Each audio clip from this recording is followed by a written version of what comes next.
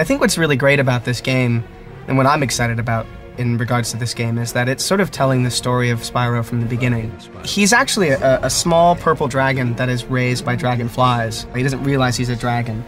And within the story, as the story progresses, he learns of his true self, where he comes from.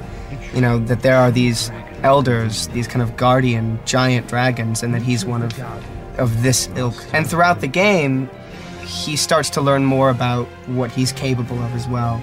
The significance of being a purple dragon is something special, the powers that come along with that. And what's really cool as a player, I think, is that you get to learn these different attributes throughout and use them in different ways, such as breathing fire, which is kind of typical to dragons, or breathing ice, or electricity, and these things just kind of come throughout the game, and it's a really, really interesting story-based game that I think is quite immersive, which is cool. If I could leave with one of Spyro's powers, what could it be? It's tough, they're all pretty good. But the old standby, the ability to fly, you know, that's a big deal. Breathing fire, okay, that could be, I mean, I could really run into some trouble with that. You know, can you lessen the amount of fire that you're breathing? What if you only intend to, like, I don't know, light a candle, for instance, but then you light up your couch? You know, that could be really problematic. Electricity could be good, because you could probably infuse something with power, but then how do you know, like, how much power to infuse it with? Like, how many amps it takes? And if you go overboard and then you burn out all of your electricity, that'd be bad. Ice could be good, but then I could see that being extremely dangerous as well. I mean, all of these things I think you'd have to learn how to regulate, because you could freeze yourself, you could, I don't know, I think there's a lot of, flying's the safest. I'll go with flying.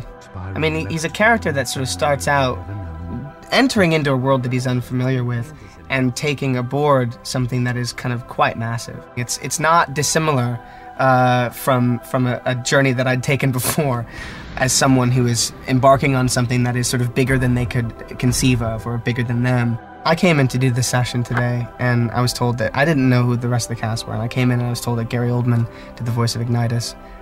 Which blows my mind. I mean, he's one of my favorite actors of all time. A true chameleon, someone that you can't really peg, has done every kind of voice, character imaginable. I mean that my time for heroics is past, but with your help, we might be able to beat Cinder. I can't, Ignitus. I just learned what I am. You can, Spyro. You can. You are a purple dragon, a very special creature. It's a pleasure to be associated with him, because I'm such a huge fan. And David Spade as Sparks as well. I've met David a couple of times, and he's a really sweet guy and really, really funny. And for this kind of character, it's so important to have someone that's sort of biting and sarcastic and funny. Sparks is definitely all those things, and David Spade's perfect for that. Spyro, can you hear me? Are you okay, buddy? Hey, listen, forget about those cracks I made about your fatness and your being purple and stupid and fat. I'm very much, as a gamer, I'm very much attracted to a game that includes a great story that I can sink my teeth into, that will allow me to kind of continue to focus on the progress of the game and lead to other games. You know, my favorite games are story-based games. And if the story's good, and the actual gameplay is fun, then yeah, that's all you need, really.